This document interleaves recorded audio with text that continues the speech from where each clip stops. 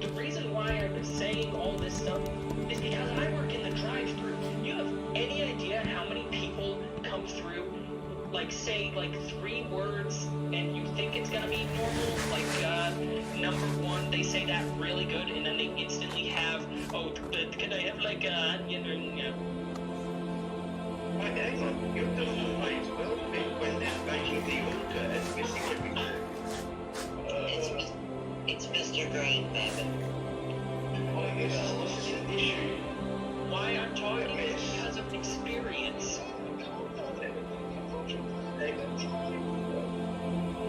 Yeah, this is a criminal. When you get really old, you forget who people are. No, Burger King. You make Hungry Jacks? No, as I just said, I work the drive-thru.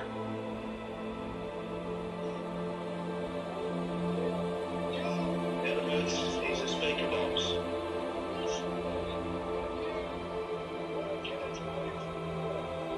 Yeah, what do you want me to do for a summer job? What do you want me to do for a summer job?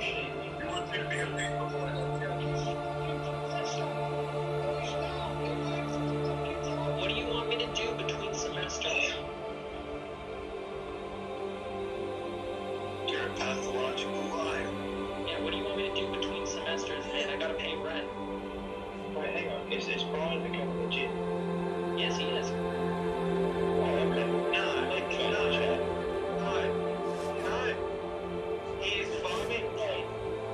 Rabbit isn't original. You cannot imitate a rabbit who's not using line. No. I just want to know what I should be doing between semesters to pay rent instead of Burger King.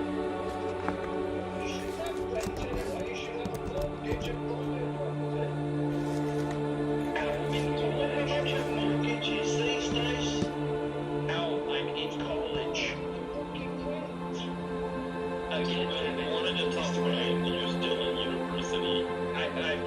I've said that about 3 times in the last sentence. But Mr. Green, here's the thing that I would like to explain to them. Back when I was 20, I could have got a mortgage for about $130,000. Now I've spent $500,000 to $530,000. Guess what hasn't gone up the same as housing?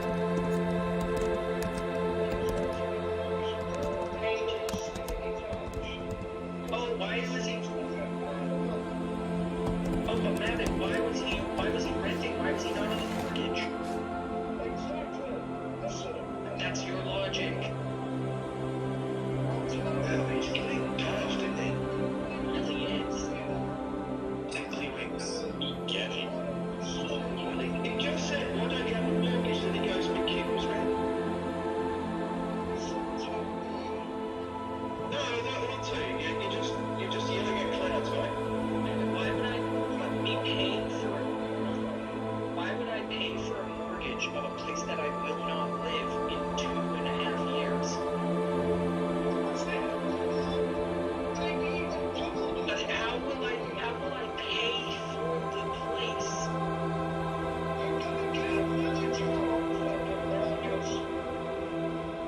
Right, so another There you go, Judy. burgers instead of going to my classes once the semester starts so that I can get more money in the end and actually get a mortgage.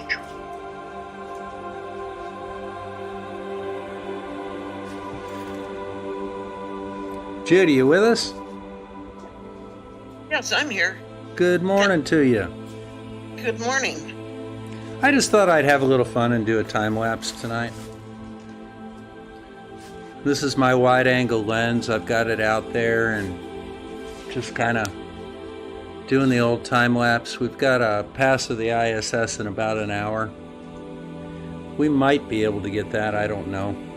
I saw some satellites a little earlier. These are 10-minute exposures, Okay. so you'll see it rotate. In the right direction.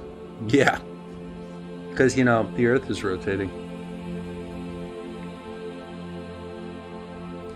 Well, I put up a new antenna today and it's really working pretty well. I was having some issues getting the longer frequencies, the 80 meter band, for example. And it had to do with the grounding of the antenna. Originally I had what they call a counterpoise on it, which means you have the positive going out in the direction that's called the radiator, and then the negative goes the opposite direction, and that acts as what they call a counterpoise. But I wasn't really getting a good counterpoise going. I didn't have enough wire out. So I tried grounding it. You know, when you look at the bow and the thing that you hook the wires up to, you know, the ground is optional and the counterpoise is optional. So I tried it without one, got worse. Then I grounded it to the tower, and there was some improvement, but really not enough. And then I had a brilliant idea. You don't necessarily have to have that counterpoise in a particular direction. You can use something called radials, which means you just put out 30 wires or so in fan-shaped pattern along the ground. You can put them in with yard stakes, landscape stakes, and just get them down by the ground and then just mow right over them. But I got to thinking, because this guy was talking about doing it, he set up kind of like a bunch of chicken wire, like chicken fencing. Mm-hmm. And I got to thinking, right underneath my tower, I've got a dog kennel, which is chain link fence. So I ran a wire to each side of the dog kennel from the tower, and now I get great receptions. And I was talking to people today in Arizona and North and South Carolina, Charleston, South Carolina, and Illinois, and it was like on a telephone. So I got the antenna is much better right now. I've got an even better one coming next week. It's called a cobweb antenna, and it's going to go up on top of the house. It's 10 feet square, and it looks like one of those old things you used to hang laundry on. The square things you used to hang laundry on. It's kind of shaped like that. It's kind of shaped like that, and you put it on, you put it on a little stand and put it on top of your roof. And it's, the difference between that and the wire is for the longer wavelengths, like 80 and 160 meters. The cobweb is for the shorter ones, like 40 down to about, to 2 or 70 centimeters, but it's omnidirectional, whereas the wire is directional. The wire goes to the southwest and the northeast, is where I get all my stuff. So I can't really talk to Virginia, for example, but I can talk to Arizona, and I can hit Georgia, and I can hit Charleston, but I can't get much northeast of that. But with the cobweb antenna, I should be able to get all directions. It's kind of a neat little thing. This antenna that you installed today, is that on the tower? Yeah. Remember I told you that there was a long piece of electric fence line? 120 feet long? Well, I replaced that with an actual antenna wire, which is braided copper, and it's coated. And it's 143 feet or I think it's 143 feet long. So basically what I did was I ran it right along the top of the trees like the other ones. I just, attached it to the end of the wire and then pulled it all through. Cut myself up climbing the tree. Pine trees are not fun to climb. But I managed to get that thrown out a little bit more, so I got another 20 feet or so. So I've got pretty good coverage all the way up to 80 meters. Still don't have good coverage to 160, but you need a much longer wire for that. Now you see, if I lived out in the country, like my in-law, my mother-in-law lives, she's next to a big cow pasture. And that cow pasture's got a wire fence on it. So what you do is you just sneak out there in the middle of the night and you hook up your antenna to the top wire, and you hook up to your counterpoise to the wire underneath it, or the bottom wire, and you get an antenna that's a mile long, and you can pick up anything with that. That's the ultimate random wire. Then you hook it up to something called a balun. And what the balun does is it takes the unmatched signal coming in from both and puts them both in sync. And then you run that through an antenna tuner to match the impedance. Your radio wants to see 50 ohms, and that may be 5 or 10,000 ohms. And you need something that's going to even it out between the two sides, and then you need something to be able to convert it down.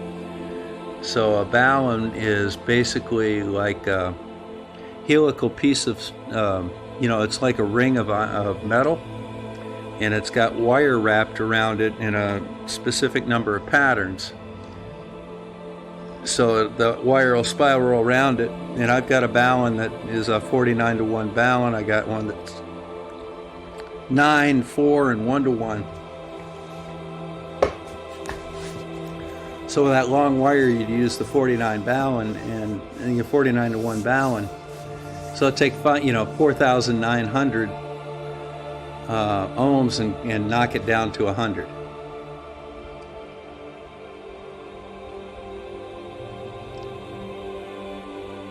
And then the radio can take it from there. Looks like we got another one coming through here. Is our conversation going out live? No. Oh, okay. Nope, just us. There's music on the channel. Yeah, because when I first started listening, it was like conversation. So I wondered if it was conversation you were having this.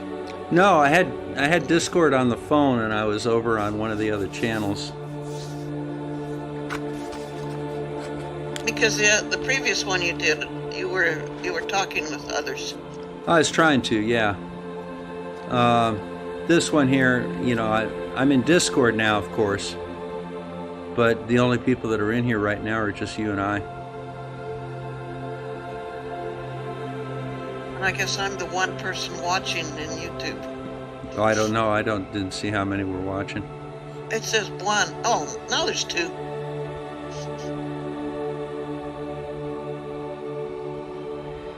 Yeah, this will stack. We'll stack probably 6 images. And then I'll take it over to Photoshop, combine them all, and then clean up the image and publish it. But we're just kind of taking it, just kind of cruising along, taking it right now.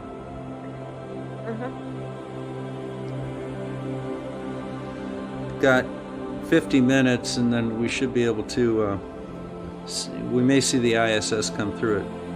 It's supposed to be about 10 degrees above the horizon, so it may be below this, but, we're looking, as you can see, the North Star is right in the center of that. That's 45 degrees above the horizon.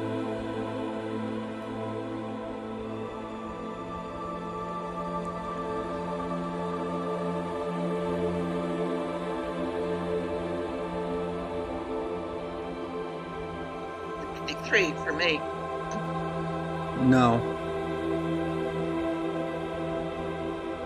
No, it will be 37. Oh, yeah. Wait. No, wait a minute. You're right. I'm sorry. 63. I'm sorry, you're right. I'm thinking the sun. Would be 90. Yeah, I'm thinking the sun.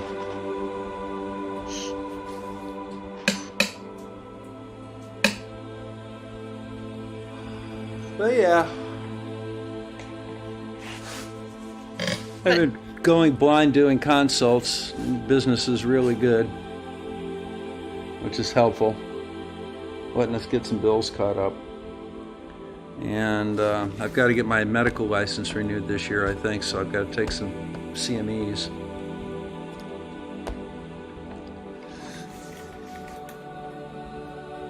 we've missed your videos. Yeah, About the science guy. Well, I've got one that I'm working on right now. Tonight I was working with the ISS a bit, now that I have the antenna up and everything. So I was tracking the ISS tonight, and I was actually monitoring the calls that were being made to the ISS. I don't have the right radio to make the call myself, but I can hear other people calling the ISS and having conversations over the repeater. So you see what happens is they've got an uplink frequency and a downlink frequency. The uplink frequency, as I recall, is like 148.5. So you broadcast on 148.5, it goes up to the ISS, and it's rebroadcast on 437.8 out over the entire area that's covered by the ISS.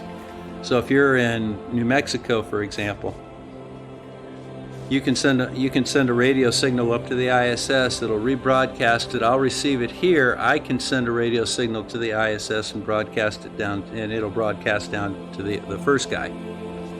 So we can have a conversation back and forth for about 8 minutes. And I'll be doing that. The reason that I'm doing this tonight is that I'm testing the cameras and such on the stars, because this is just a DSLR, and I want to make sure that I can see the stars, because what I want to do is I want to be able to have the camera set up, and as we watch the ISS go through station passage, I want to be able to see it as it goes south or north of me, live simultaneously. And we'll also be talking to people on the radio and communicating with them, and I'll be able to pull up who those people are and where they are. There's a thing called QRZ.com,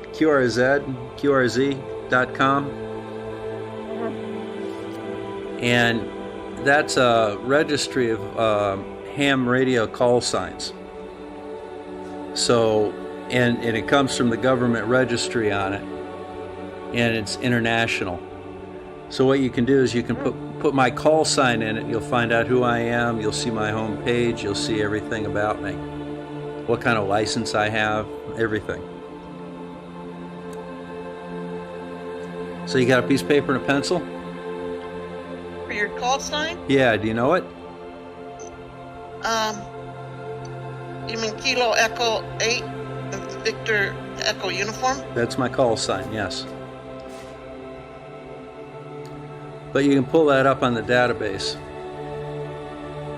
It's kind of cool. So when you're talking to somebody on the radio and you get a contact, you can see who they are and where they are and how far and what direction and how far it is to their station.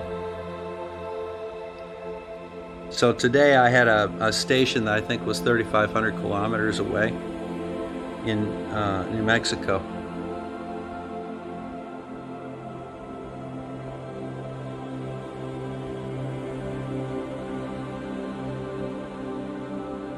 Yeah, that time lapse is working pretty well. Like I said, they're 10-minute images, so they don't change very quickly. But you definitely are getting some star trails there, and you can definitely identify what Polaris is. Can you recognize what the stars are by looking at it? No. There's a couple of them there that look like they're kind of more orangish than they are white.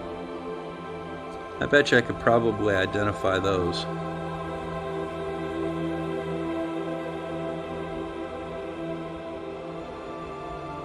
But I just pointed that thing by eye, and I think, as you can see, Polaris is almost dead set in the middle of the field.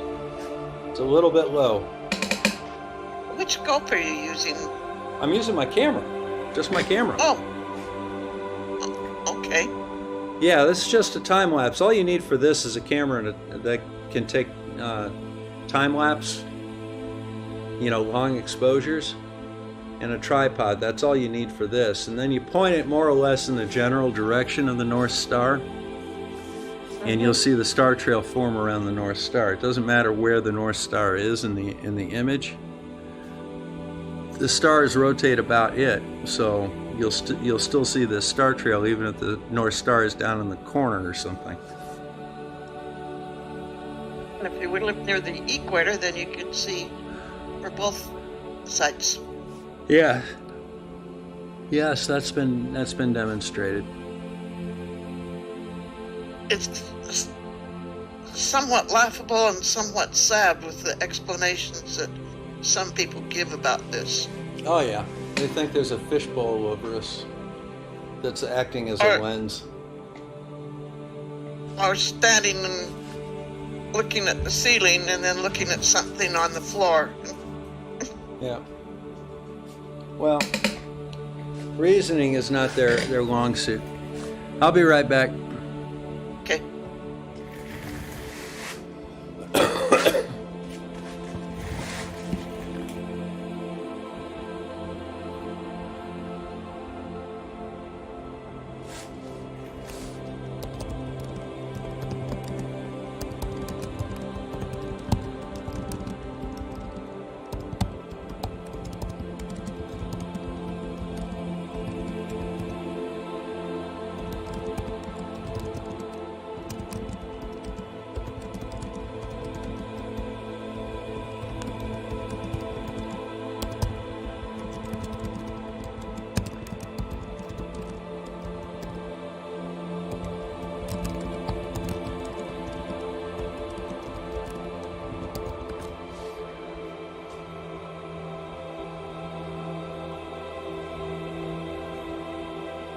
But, by the way, we had 4 people a moment ago on the channel.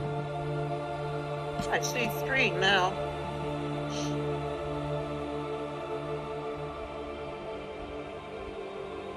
At least with my new phone, now I get phone notifications, so then I can get up and come watch. Well, that's pretty cool.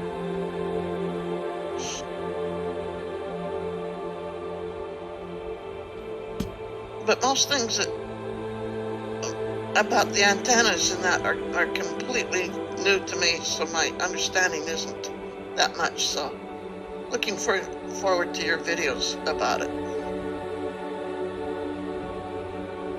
Oh, heat shield is here.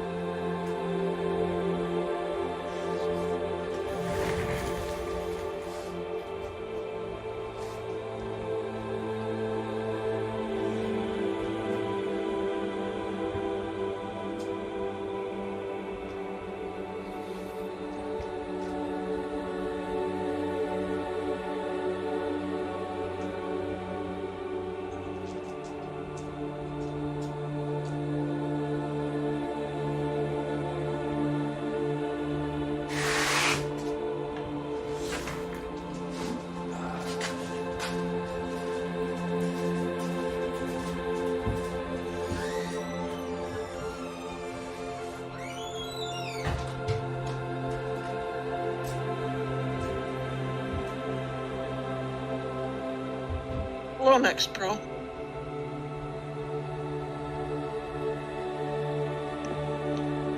Hello. Hello. How are you guys doing? Just fine. I can see the stream from here. Yes, it's probably more clear here in Discord. Indeed. I'm in the supermarket car park. Oh, okay.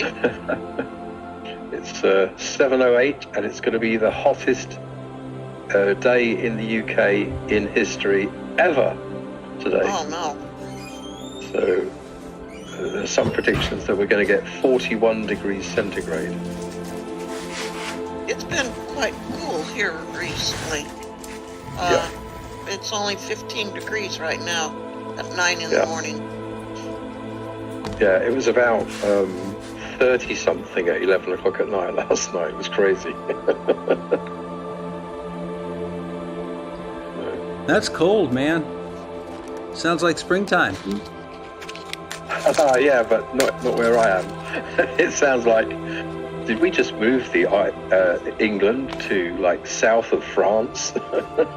No. He's talking Celsius. Yeah, I know. Yes. Yeah. I was just playing. How are you, Bob? Not bad, man. How are you doing tonight?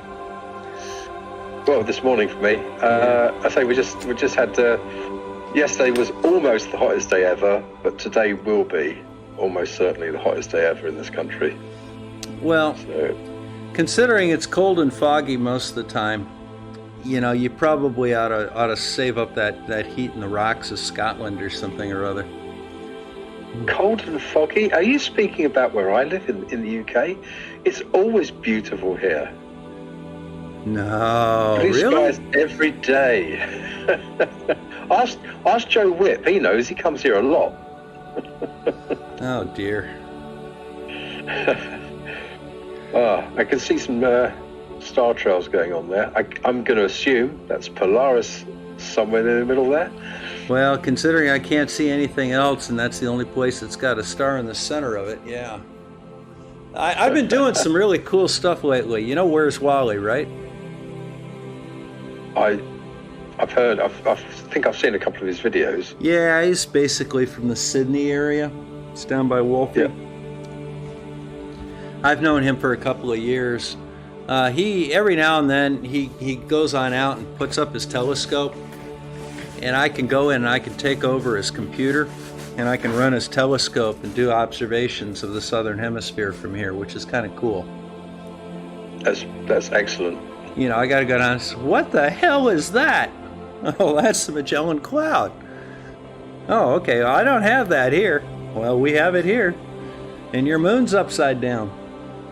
Yeah, I wonder what could possibly cause that to happen. Well, you know, if you had a silhouette of the moon on the ceiling and you walked to the other side of the room, well, it'd be upside down, wouldn't it? Yeah, That's the way that absolutely. works, right? Yeah. The upside down moon thing is one of the things I worked out without actually knowing that was a fact.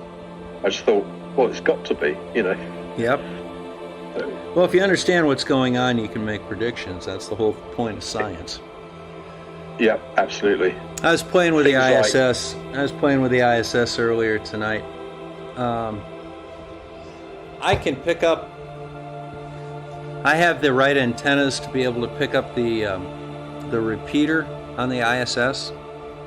So you get Nice. ham radio people out west, you know, in Arizona and California and stuff. What they'll do is they'll hit the uplink to the ISS. The ISS will take their broadcast and rebroadcast it on a different frequency, and I can pick that up here. And eventually, when I get the right radio, I'll be able to answer it, and we can have conversations bouncing the signal off of the ISS. Now that is terrific. Yeah, I'm going to do that live, and the reason that I'm doing this thing tonight, other than the fact I just felt like doing it, was I wanted to test the camera to make sure that I could get stars on the camera.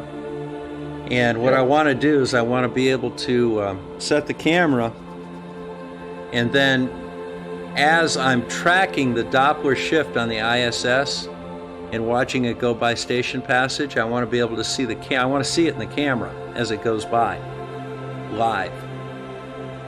And I think that'll be kind of a neat thing to do. I recall once my accountant had come to my house,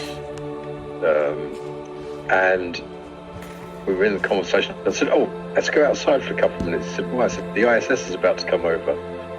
And it literally came down the street. You know, it was so fantastic. He said, "Shh," go, obviously no noise, just came overhead. He goes, "That's the ISS." I said, "Yeah." He said, "I've never seen it before." I thought, wow, okay, how can you not see it when it so often comes over?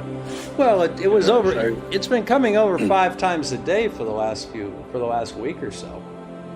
yeah, with changing altitude, right? Yes, but the problem is When I you say have to altitude, know. I mean obviously the angle. Yeah, it's only there for a couple of minutes, so you have to actually look up to see it, and you need to know more or less the direction. And then you need to be able to recognize what's going on. And, you know, for example, how do you tell it's not an airplane? Well, it's not blinking. Yeah.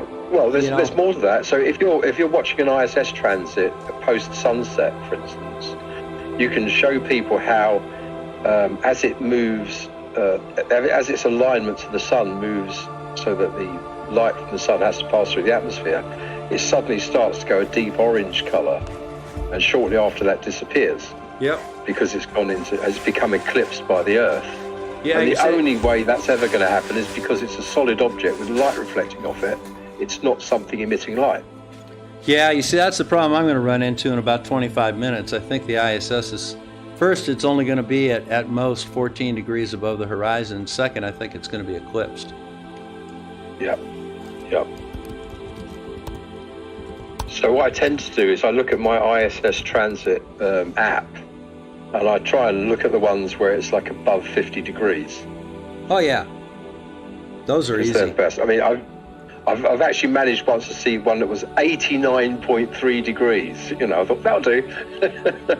Yeah, I'll probably see that one. I think I can get away from the trees with that.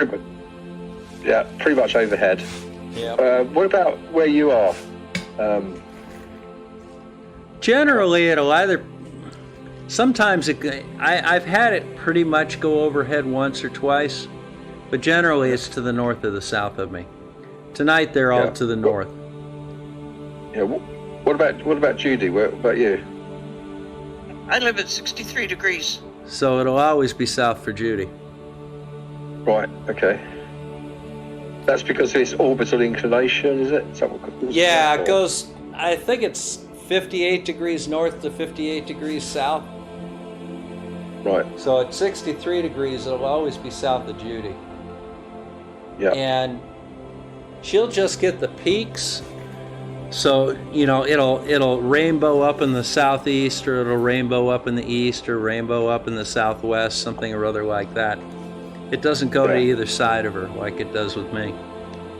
Yeah, is it possible that I recently saw the Chinese space station? Because yes, there was a transit was very much like the ISS, slightly dimmer, but it wasn't an ISS transit. So correct. Could that have been that? Yes. Excellent. I saw the Chinese space station the other day. They don't have they're putting one on it, but right now they don't have an amateur radio repeater on it. Right. And, you know, being Chinese military, I don't think they're really publishing the transmission frequencies. Mm-hmm. But they are going to put by the way, right, just to say, on Saturday, I experienced the biggest poke in the eye to Putin that we've had in Europe for some years. Did we sink his aircraft carrier yet? No, I was at the Fairford Air Show, the largest military air display in the world, and they even had the Korean Air Force there doing a display, and they were superb. It was so cool to see. We had the Lithuanian Air Force, the Swedes were there, we had the Brazilian Air Force, the Jordanian Air Force. I mean, air forces from all over the world. Did we show up? I went inside a Strategic Air Command heavy lifter. Ah, so we did show up. That was cool. Oh yeah, your guys were cool. I got a demo. I got a demo of how a Sig Sauer S320 is a really handy weapon to have, with its 17 9mm rounds loaded into it and stuff like that. You know? Did you do what my kid tried to do back in the early 90s? What was that? When my son was about 3 years old, we went to an air show with the Blue Angels, and they had a stealth fighter there.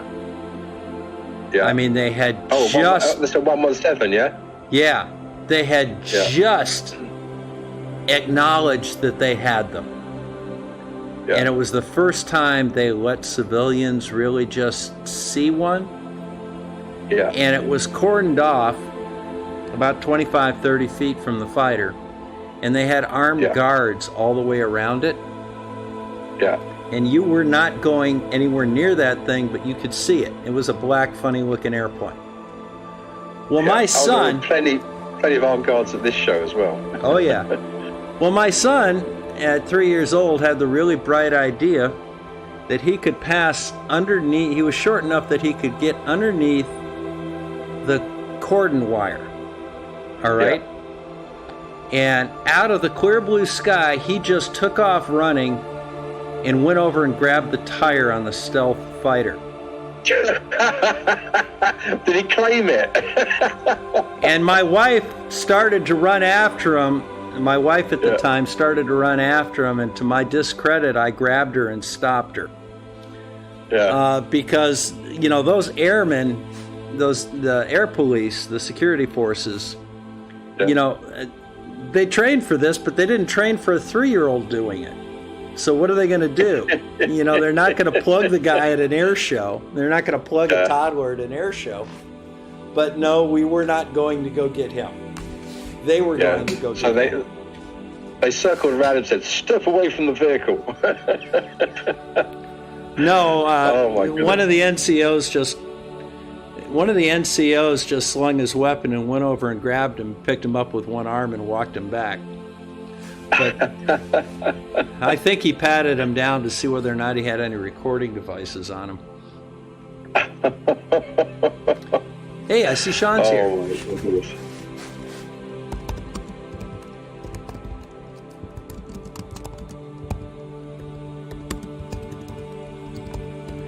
Let me see what our pass is looking like here. Yeah. So you've seen a 117. I've had the privilege to see a SR-71. Yep, they have one at the air zoo in Kalamazoo. Yeah, we got one in Duxford. It's just like a spaceship when you see it. It's so cool. In fact, you know, to be honest with you, I liked it more than seeing the Saturn V at Florida. At Kennedy, you know, Kennedy Space Center. Did I miss this thing? What's that? They gave me the wrong time. What, the ISS? Yep. No. Yeah, it passed me. Ah, damn, that's me talking too much, sorry. But the astronomy gods may be with us. Hang on.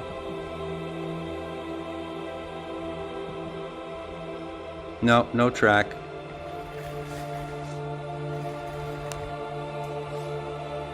So what's its magnitude when it's high in the sky, typically? Looks like Venus or Jupiter. No, I mean, the ISS, is it something like -4 or something? No, it looks like Venus or Jupiter. It's like maybe -1 or 2. All right. It depends on when it is, of course, too. Yeah, it can be astonishingly bright sometimes. Yep. Let's go see what we got here. Yeah, a number of times I've sort of pointed it out to people and explained to them that the closest it's going to get to us is about 240 miles. and they're just astonished, you know. Yep.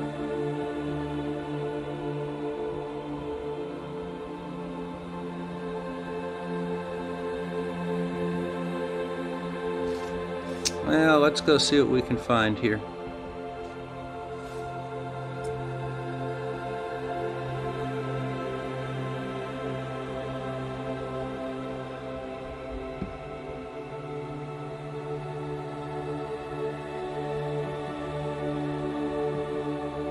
Oh yeah, they had a U2. So it was the first time I've seen a U2. And I was talking to the American serviceman who was guarding it, and he didn't know about Gary Powers. What? He didn't know about Gary Powers. Was he about 12? No. He was I guess he was in his early 20s, and he'd never heard of Gary Powers. I was like, what? I said, you need to look him up. Yeah, you might want to. Kind of He's somebody you might want to have a look at. Yeah. yeah. Oh, wait a minute. I know what I'm doing here. And there's a bunch of Brits, and they were on a stand that had a Dark Storm missile, right? Yeah. Now, when the Dark Storm missile was first publicised in the UK, we basically got one image of it, from which I immediately created a 3D animation. Of course. By modelling it. And then I tried to sell it to a TV company, because it turns out that the first two cruise missiles that went in to Baghdad in the Second Gulf War were Dark Storm missiles from the UK. And the guys on that stand didn't know that. I was so disappointed. Wait a minute. Are you saying we launched the missiles from the UK? No. They were UK missiles. Oh, okay. We didn't launch them to the UK. Okay. Yeah. There's this new thing called a Dark Storm. It's quite a chunky cruise missile with a jet turbine engine or something. Yep. And right now, there's a wren on the wall in front of me. They're great. Most vicious bird in the world. A wren? Apparently, they're super aggressive for their size. Compared to it's like the shrew is like an incredibly aggressive predator. When you take into account its size. Yeah. So We used to have Carolina wrens, and they used to hide in your shoes. If you had shoes on your porch, they'd go nest in your shoes. So you had to be careful not to get eaten by a wren when you put your foot in. Exactly.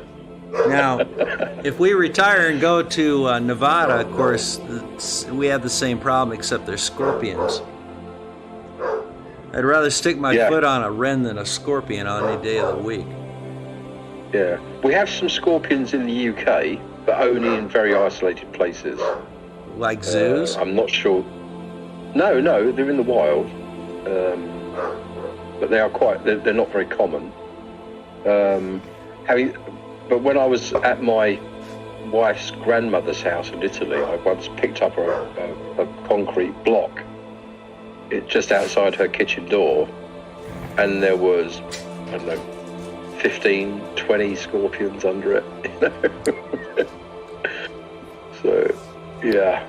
Well, and they were it turns out it's the small ones you've got to watch out for, right? Yeah. The big black ones just hurt. But no, I grew up in Florida, and I know very well how not to pick up blocks and boards and crap that are laying around on the ground. Yeah. You never just stick your hand under it and lift it up. You grab it from the sides and lift it. Yeah. Where she is also, she's dead now. She died, I think she was 104 when she died. What you have to be careful of there is if you're digging anywhere in a particular area, you're likely to find mortar shells, hand grenades, unexploded 88 rounds, you know, because it was near Casino. Ah, You know Monte Casino? yes. So, yeah. So I used to go and regularly walk up, I think it was Hill 432, which was used by the American Observer Corps to actually coordinate the bombing on the monastery. So that used to be one of my favourite walks. So, and I only nearly fell off that mountain once. I think I remember sliding down about 100 feet on this scree escarpment. That was lucky I grabbed a tree.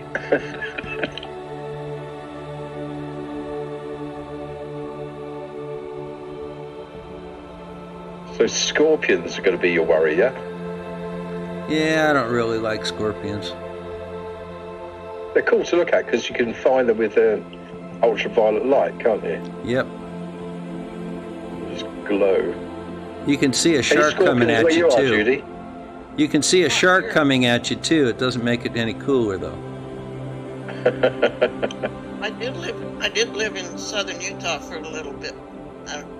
First scorpion I saw, I asked somebody, "What is that?" So I was going to pick it up by the tail and show it to him. And he warned me that was not a good thing to do. You obviously haven't seen all those Western movies. When I was in the Army, I was in Fort Sam down in San Antonio, Texas.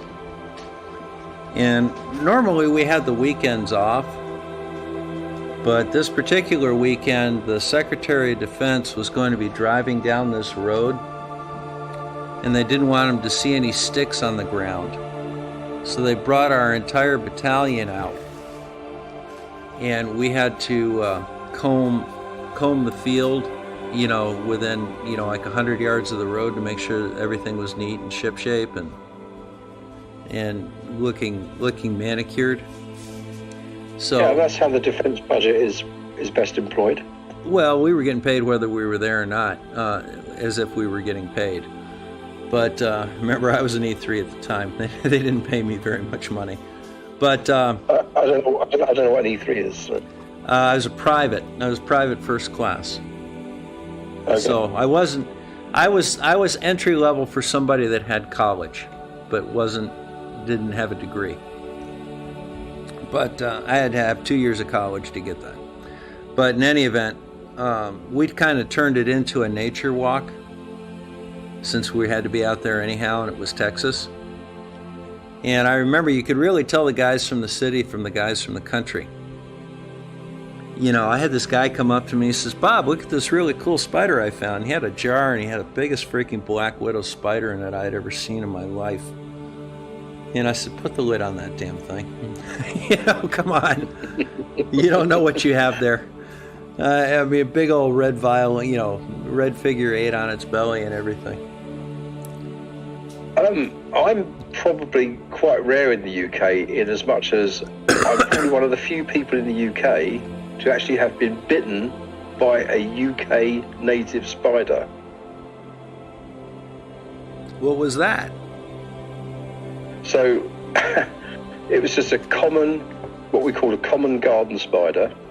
It was a large female, and my wife decided that she couldn't do the gardening where she was doing the gardening with this particular spider on the big tall, I think it was a Nicotiana plant, you know, one with the big yellow flowers, because she doesn't just hate spiders.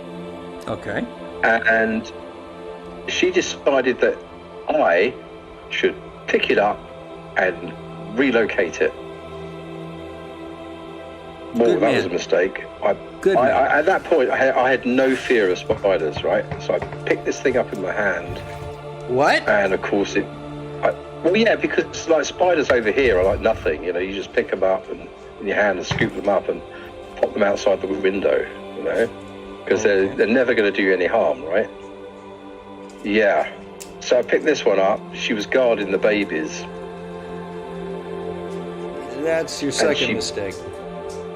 Yeah, and she bit me right between the two of my fingers on my right hand, and I shook my hand and suddenly realised that she'd left her head behind in my hand. And a lump came up in my hand that was extremely painful for a long time and persisted for a decade. Dear God. Yeah, I had this white lump in my hand. There's still a trace of it now, and it's probably over 20 years later now. Must So, have formed a yeah. granuloma or something. Yeah. We have these things. I say we never had fear of spiders because none of us had ever heard of anyone getting bitten by a spider. Well, we have a That couple was of something that nasty happened in ones movies. here. You know, Say again, please.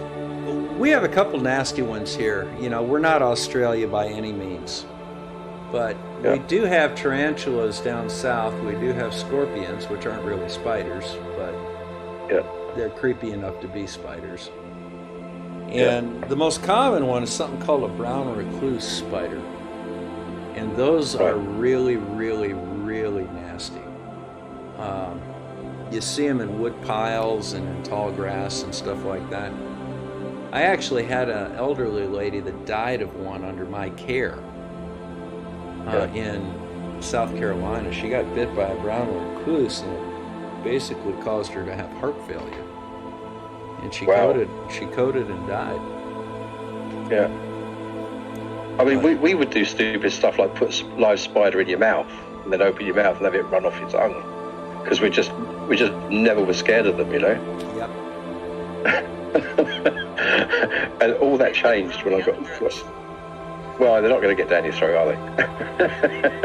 Yeah. So yeah, I'm a bit more cautious about spiders these days. So a brown recluse, and is that you say it's a really common one, yeah? Very common. Damn. And it's a pretty nasty one. It causes tissue necrosis. Basically, your skin just Yeah, melts yeah. away. Dies. Yeah, it just melts right Yeah. away down to the tendons. But Oh I grew my up. God. I grew up in Florida, and Florida is like the snake capital of the United States. And Yeah. I killed an 8-foot eastern diamondback rattler when I was about 10. But he had my softball, and I was under orders that I was not allowed to come home without the softball, so snake had to go. My mom came home and the entire police department was in my front yard with shotguns. Yeah. And they took that pretty seriously. So I was in the parking lot of the truck stop in Kingman, Arizona, and I just kind of wandered out into the rocky, sandy outer boundary area, you know, outside the parking lot. This truck driver said, "What are you doing?" I said, "Oh, I'm just looking to see if there's any snakes." He said, "That's not a good idea." That is a distinctly bad idea. He said, "You're not from around these parts, are you?" I said, "Do you think I should abandon the mission?" He said, "Oh yeah." Oh dear. The surprising thing for me is that I've been to the States 5 times, and apart from the wildlife I saw in Florida, I hardly saw anywhere else. You know, I think I saw some, what are they called, ground squirrels or something in the Grand Canyon. Yeah. Yeah, very little else, you know. Everything else was, I think it was in SeaWorld or something, or San Diego Zoo or something, you know. I just didn't really see a lot of wildlife. Well, we ate Florida, most of it. loads, you know, plenty in Florida. Yeah, we ate most of it. Oh, that's what it is, okay. Yeah. But yeah, we, you know, Snake that you killed?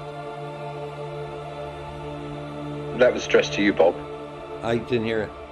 Did you eat the snake that you killed? No, unfortunately, I didn't.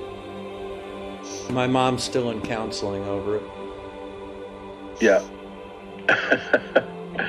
If it had been now, I would have. and I would have tanned and mounted the skin.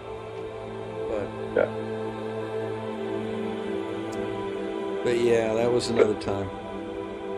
But even the fact that you killed the snake helped some other animals. Yeah. You know, there's always that aspect of it. So something benefited from it. Well, yeah. Well, the problem is that was like 1969 or 1970 in South Florida, and South Florida was still semi-wild back then, at least the area that we were in. But people were moving in rapidly, and they were people that were coming in from New Jersey and places like that. You know, that snake could have very easily killed somebody. And so yeah, I mean, that thing there was just, that was too dangerous. And I can't believe I actually killed it.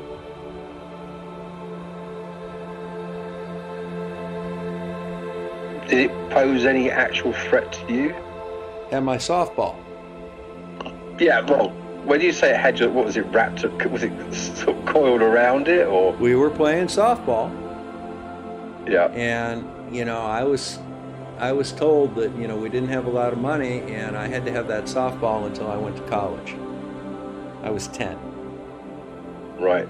So I wasn't to lose the softball, and the ball got hit, and over I went to get it, and the damn snake was right next to the snake.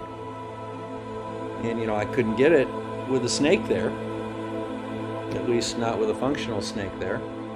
So the snake was... So you couldn't locate a long stick or something, or... No. I didn't know how far I could really get, how close I could get to that thing. Yeah. You know, they can jump at least, they can strike at least half their body length, and that snake was a good 8 feet long. It was about as big around as a motorcycle tire, and the cop that lifted it up couldn't get it off the ground.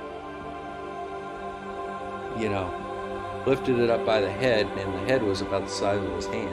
I remember That's that. a real decent specimen, yeah? Yeah, that was a decent one. That was a decent How did you one. kill it? Concrete block.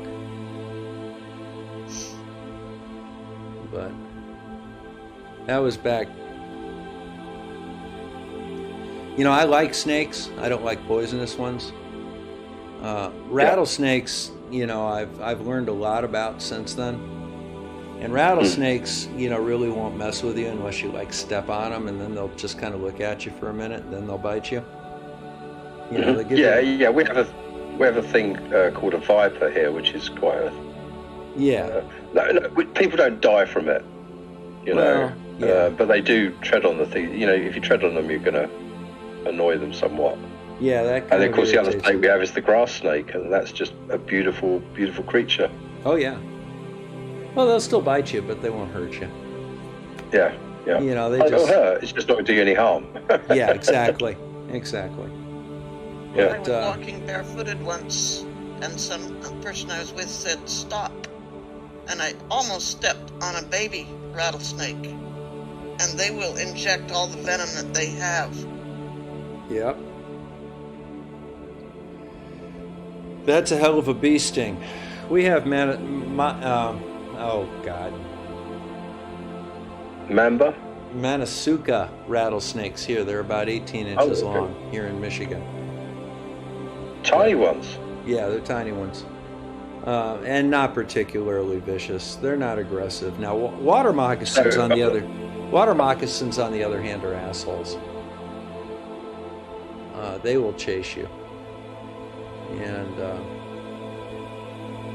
you know, you didn't go fishing down in South Carolina unless you had what they called a snake charmer, which was a sawed-off 410 shotgun.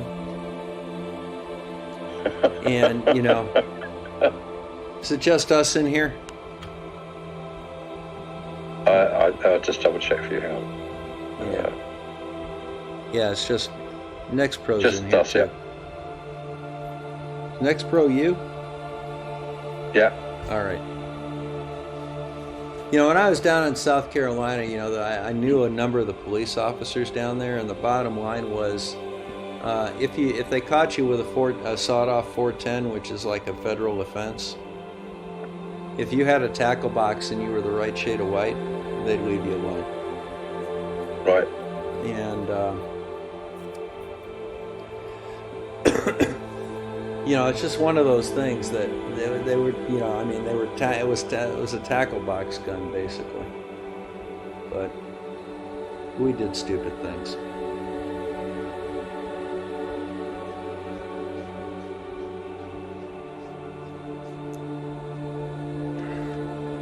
I did kill a couple of water moccasins just because they were water moccasins, though. You know, I just didn't want them near my kids. I don't kill things. Yeah, it kind of makes sense. Yeah, I don't kill things gratuitously, and I do eat everything that I kill generally. But that's just that was just too dangerous to have around the kids.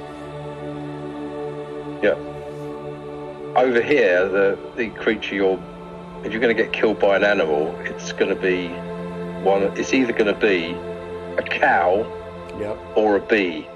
Yep. And the bee because you're going to have anaphylaxis or something like that, you know. Yeah.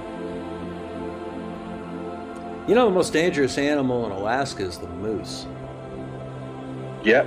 Because they can be up to 2,000. They come through your windshield and kill you.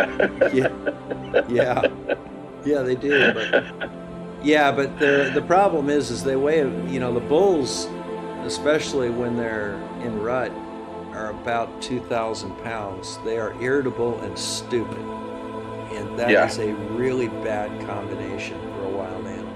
Yeah, and people walk right up to them. Yeah. For a picture. Yeah, your final selfie with a moose. Yes. I have a selfie with a moose. And on top of that, it's a baby moose. And Mama was standing right there too. I was very careful not to get between baby and Mama. But they were in the courtyard of my hotel in Anchorage. And I'm thinking, God, these guys are showing up at the hotel, they're probably selling pictures. So I went out and had a picture taken. So I'm standing there in my bathrobe. I'm standing there in my bathrobe, and you know, they take a picture of me, and you know, a couple of girls that were there took a picture of me. You know, I'm holding a .44 Magnum in my folded hands, but you don't see it, but it's there. But yeah, that was an interesting picture. I could just see the sign. You know, normally you get the car park sign. The management accepts no responsibility for items stolen from your car, right? Yeah. And in this car park is the management accepts no responsibility if you get killed by a moose. Yeah, basically. I'll tell you one thing that was kind of funny though. I was at Merrill Field, which is the private airport next to Ted Stevenson there in Anchorage. It's between Ted Stevenson and Fort Richardson, and it's where all the private planes generally are kept. Yep. So I'm sitting on out there, and I'm going up for a instrument lesson, and you know I'm flying the airplane. I got my 22-year-old instructor sitting next to me. That's a bad combination. And you know, we're getting ready to taxi on out, and I hear this freaking plane call the tower, and you know, you could just tell this guy wasn't from around there. And he calls the tower and says, there are two moose coming at me. And the tower came back and said, it is Alaska, we have moose here.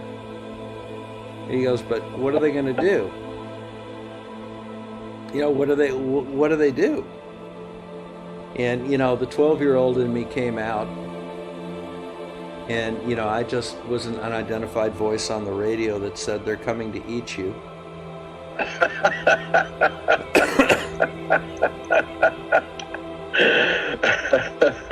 And then you hear the air traffic controller come back a minute later, and he's kind of, he's calmed down, and he's stopped laughing. And he goes, "Turn your lights off. They're attracted to your lights." So he turned his running lights off, and the moose just kind of wandered by him, and he went on his way. God, can you imagine running into a moose in, like, you're in a Cessna 172, you come into land and the moose goes right across in front of you. Oh my God. You take your feet off of the pedals. So your thigh bones don't go through your abdomen. Yeah. But you're going to have an insurance claim, let's put it that way. Yeah. Yeah, it's going to leave a mark. On an aviation note, a chap called Paul Gibbs gave me his business card at the show. I got in a conversation with him about this particular aircraft, which it looked a lot like it. Do you know what a Grob tutor is? Not right off the top of my head. Okay, it's a side-by-side trainer. And It's like an air car. RAF. It's like an it's used by the RAF. Okay, yeah, it's like an air car. I guess, whatever one of those is. But this particular plane looked a lot like a Grob, but it wasn't. And the thing that made me start the conversation was it had the words Trago Mills on it. And Trago Mills is this notorious chain of home goods stores in the south of England. So I started a conversation with this guy, and he gave me the story. And it turned out this particular plane was a one-off prototype intended to go for the same contract that the Grob won. Yeah? Yeah. And as a result, there's only that one hand-built one and 3 of them that were built in a factory. And he said, those aren't so good. And anyway, at the end of the conversation, he said, look, if you want to come up and do a shared cost flights stuff, just take my card.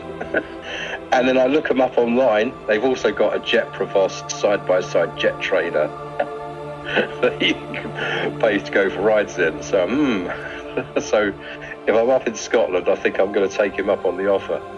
You can get up in an airplane.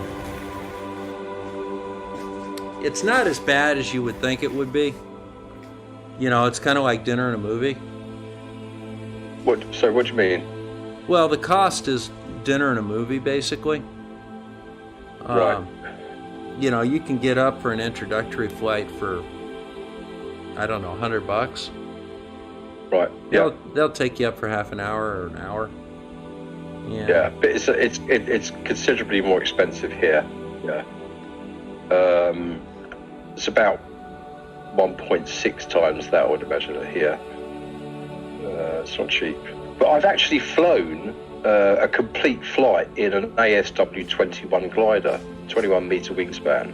Mm-hmm. And I was with the instructor was basically I used to fly radio control model gliders from a hill, right? Yeah. And one of the other guys in our radio control flying club was also a glider instructor at the London Gliding School. And our radio control flying club and the gliding school were affiliated. Mm-hmm. And so we had a gliding day. We went along, and this guy that knew how well I could fly the gliders, the models, was going to be my instructor. And we did this whole long flight and everything, and we ended up with this, showing how rubbish I am with the rudder, coordinating the rudder on a 21 meter wingspan glider, because you get adverse yaw, quite significant adverse yaw and that sort of stuff. So I eventually got through that. It's just a matter of getting used to them.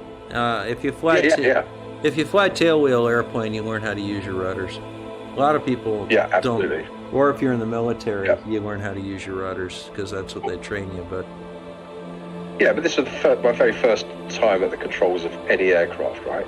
Anyway, we have an absolute greaser of a landing. You barely felt it touch the ground. Yeah, absolutely couldn't have been better, right? And I turned to him and thanked him. I said, "Oh, thanks for helping with that." He said, "What do you mean?" I said, "Well, I said, I was just kind of," he said, no. He said, "Understand this," he goes, "from the moment the winch took up tension on the cable," he said, "I had my feet flat on the floor and my arms crossed. You did all of it." Well done. And I said, "Why did you trust me to do that?" He said, "I know how good of a flyer you are with the gliders," he said, "and that's what you do with the radio control ones is actually harder to do than this." Well, it is. Because you've got no feedback. You've only got visual feedback, Plus, it's a different point of view. You can see what you're doing with a glider. You can't. You have to look at the plane from the side, basically, to fly it with the other one. Or when it's coming towards you. Yeah. Anyway, second flight of the day, I go up with a different instructor, and he starts getting a bit like agitated with me. He said, "Stop messing with the elevator." And I said, "I'm trying to maintain level flight." He said, "Yeah." He said, "You don't need to keep moving the stick." I said, "Well, in that case," I said, "with all due respect," I said, "this aircraft is severely out of trim. Bear in mind, this is my second time ever at the controls of an aircraft." He said, "No, it isn't." I said, "Well, permission to let go of the stick." He said, "Okay." So I let go of the stick, and it immediately started entering a dive. He went, "Oh my God, you're right." And what he'd done is he'd estimated my weight, and he got it wrong. So we had a real nose down trim situation. So anyway, well, you gotta pull the pressure off of the stick with the trim wheel anyhow. Yeah, but of course he wasn't explaining that to me, so I was constantly doing it manually. Yeah, because it was only my second flight. That doesn't work out so well. I felt a bit. Sorry? That doesn't work out so well. Yeah. So I mean, it's a bit weird that the complete novice student is telling the instructor there's a problem. So gliders are cool. They're pretty cool. I remember transitioning from flying the model gliders to flying powered models, and I thought, oh God, this is so easy, And even when the engine would run out of fuel, for me that was the normal situation, just a steeper glide angle, So yeah, I never broke one. I never actually crashed a power model aeroplane. So. Well, that's a good thing. They frown on it when you break the airplane. Yeah. Well, I'm saying I'm talking about models. I'm not talking about real ones. They still frown on it when you break model airplanes too, I think. Yeah. But I say I never managed to break. I did all my braking with the gliders once I went to the ones with the engines, it was like, oh, bring your own wind, which is what you're doing. Well, get a bit closer. Good grief, that car just nearly hit me. You're not sitting in your living room? No, I said I'm sitting in the supermarket car park, and I just checked a couple of things online. I saw your stream was on, because I arrived before the store opened, a few minutes, yeah?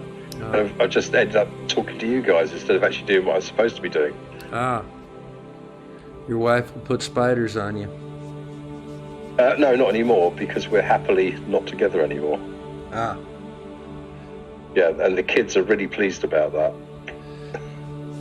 Well, that's what you get for putting people into spiders.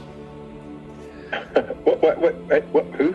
I didn't put any spiders near anybody. No, she did. She did. Yeah, true. Yeah. Yeah, I got one of those too. Let's look at the stream again. Yeah, you're getting a nice little circular pattern here. It's turning out pretty well, and it just goes to show it doesn't have to be exactly centered. Yeah. How long have we been doing this? Looks like 100 minutes. Looks like 100 minutes. I'll put 2 more on it. That'll be a 30 degree rotation should be enough. Then I'm going to take it on over and I'm going to put it in Photoshop and get that light pollution out and clean it up a little bit.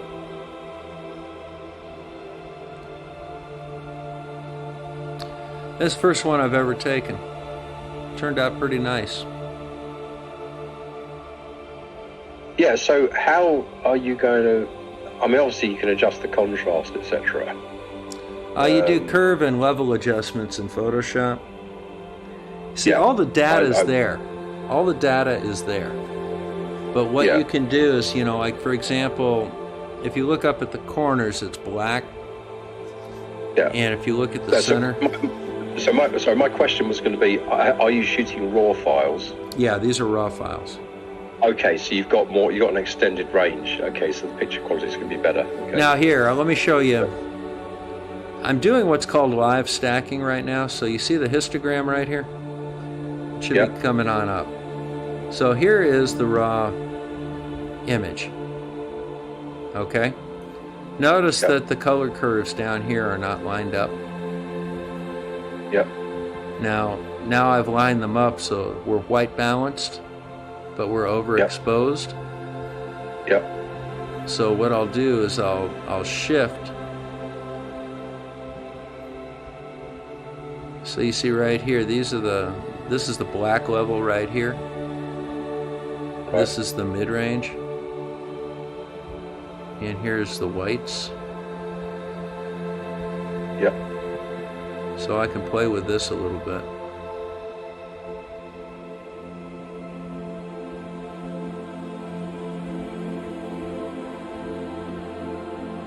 Just goes to show you can't beat having a dark sky when you're doing this stuff. Yeah. I don't have a dark sky tonight. Yeah. Do you have the neighbor with the landing light in his backyard? Not anymore. I bet the skies are dark where Judy is. No, I live in a town. Yeah, she's in a city. She's like me. She's in a town. It's I think, is your town bigger than mine? Okay. We've got about 6,000 people in my town. Oh yeah, it's much bigger. Yeah. Oh, where I am, there's about 13 million. Yeah. So the skies are very rarely dark at night here. Yeah, so what am I going to do? Oh. I like it when I go down to Cornwall, you can actually see the Milky Way and stuff. Yep. Population of about 67,000. All right. Oh, we can get that in a single building round here. They call football stadiums. Yeah, I'm going to send a picture over here.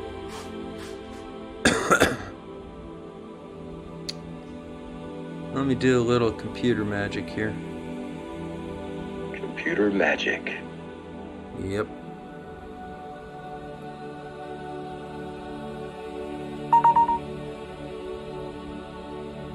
Alright, so I got that. This is my backyard tonight. So what I'm going to do is I'm going to go down here and I'm going to switch the image.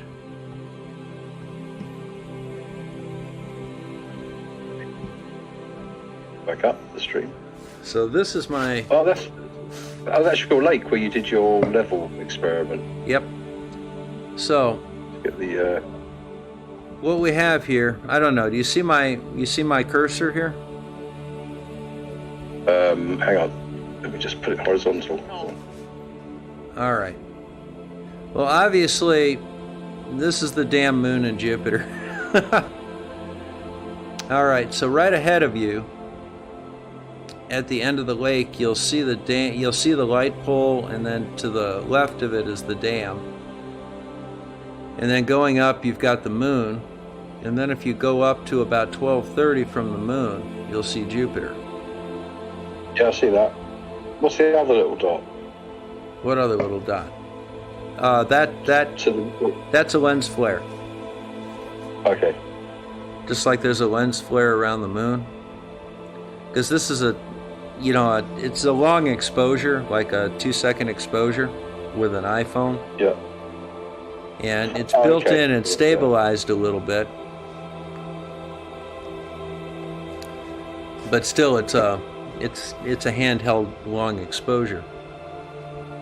Yeah, So- I'm impressed. I mean, obviously, I can't see how much noise is in the sky, for instance, but I've got kind of an older generation Samsung, and I just get so much noise when I try and do long exposure stuff. Yeah. So I'd have to stick it on a tripod and take multiple exposures and then process it to get rid of the noise that way. Yeah, give me But, that's pretty cool. I like the colours. see if we can make that a little bigger. Oh, There. you got a 4K screen, right? Yep. Yeah, this is the Is this on your M1? this is the M1, yeah. Oh, it's so out of date now with all those M2s coming out. What? The M2 is already out. Really? Yeah. Well, I'll tell you, I'm happy with the M1. I really am. Yeah. I'll probably run I this suppose- computer for 5 years. Yeah. It will do well. Yeah. I did think when you were talking about getting it, I thought it was a bit of overkill, really, what you're doing, but it's fine. It really isn't, for a couple of reasons. You've got to remember, too, that I do a lot of remote work with this, and I do video editing and all sorts of other things, and quite frankly, I just didn't want to spend all the time and have the processor struggle. I never wanted to have another issue with a processor, so I actually went out and I got a Alienware. But didn't you buy the Pro? Yes. Yeah. Well, you would not have noticed much difference buying the Air. That's my point. Oh, I've always used MacBook Pros. It's Yeah, the Air is astonishingly good. Yeah, I know. I got my mom one. As is the M1 Mac Mini, desktop one. That's just absolutely astonishing machine for the money. Yeah, exactly. So when that was an eight, I think it was about an 899 price point on that in the US, Roughly. and probably that was the best bang for the buck computer that we've seen in decades. Yeah, it's a really good computer. A lot of my stuff is portable, and I run an entire office off of my laptop. So, I'll tell you, this made a big difference. And the other thing that made a big difference was that I went out and actually broke down and I bought 2 Windows machines. Right. I bought a liquid-cooled desktop gaming computer. And that really, with a major graphics card in it, and that's for the asteroid hunt. And the other thing that I have is an Alienware Windows 10 machine that really is... That probably makes a lot of noise. Yeah, it does. That's a portable, though, and that runs the observatory. Yeah. But it's a And your Mac Pro solid just computer. sits there being nice and quiet, getting the job done. Yeah. But that's a solid Windows computer, and it really does work well. Yeah. I actually use Linux, but, so. Yeah. That's something I never really got into. Don't laugh at me. Yeah. Hey, Lone. Welcome by. Let's get back to our... Yep. Let's get back to our screen here. Someone else showed up. Yeah, Lone Tech's here. There we go. That's looking nice.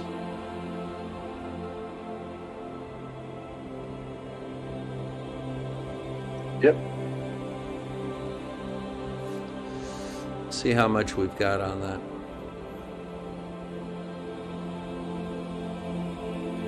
I'll probably shut it down. In 4 minutes, I'll have 2 hours worth of images.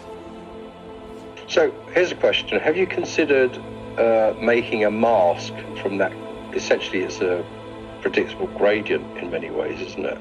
Yeah. You considered making a mask, an inverted mask of that, to help you get the tonality even across the image. That's one way that I could do it. The other way that I can do it is I can shoot darks and flats. Right. But I'm not that good with Photoshop. I've never really had success with masks. Right. But I think what you do on it is you just invert it and make it a two-tone. And I assume that you're upping the bit depth on the images when you're working with the raw, because they're working from raw files. You're not using 24-bit images, are you? 16. Yeah, so 16 bits per channel, yeah? Yes. Yeah, that's much better.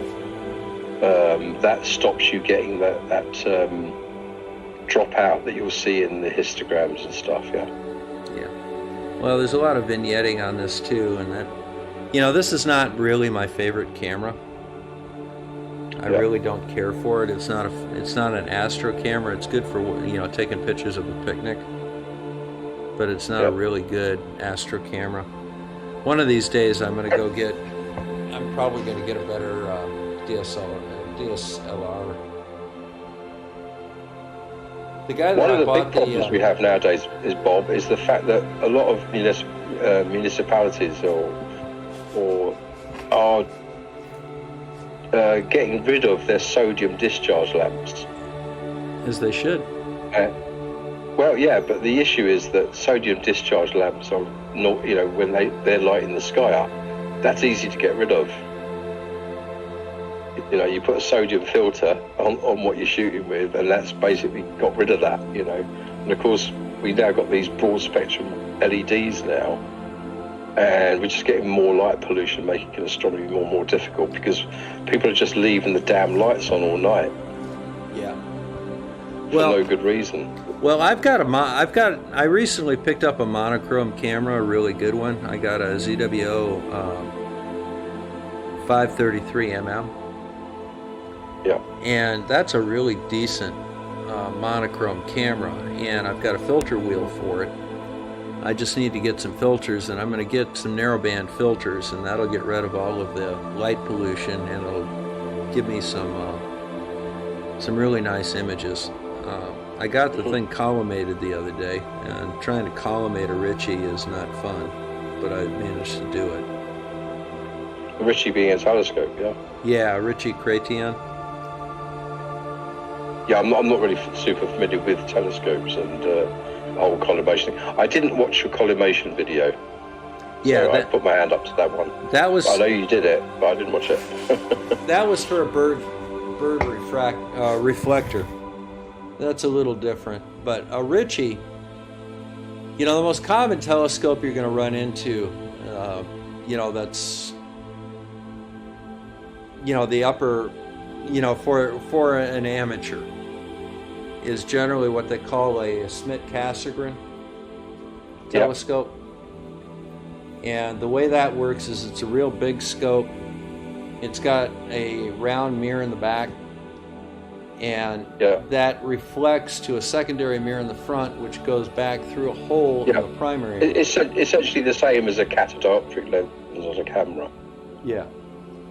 Now, the difference between that and a Ritchie is on an SCT, what you do to focus it is you move that primary mirror. Now, on a Ritchie, the mirrors are fixed, and they're parabolic mirrors. Both the primary and the secondary are parabolic mirrors, so you don't get much in the line of coma. And then it's got the back end, but the light path is very similar to an SCT. It goes through that hole in the primary. But the difference is that on a Ritchie, on the back end of it, you have basically a refractor style focuser. So you do your focusing back there. You don't move the mirrors. So you not only don't get coma, your focus can be a lot tighter. However, they are an absolute bitch to try and get properly collimated. Yep. You need something called a Cheshire eyepiece to make sure, and a collimation plate to make sure that your focuser is exactly lined up with the secondary mirror.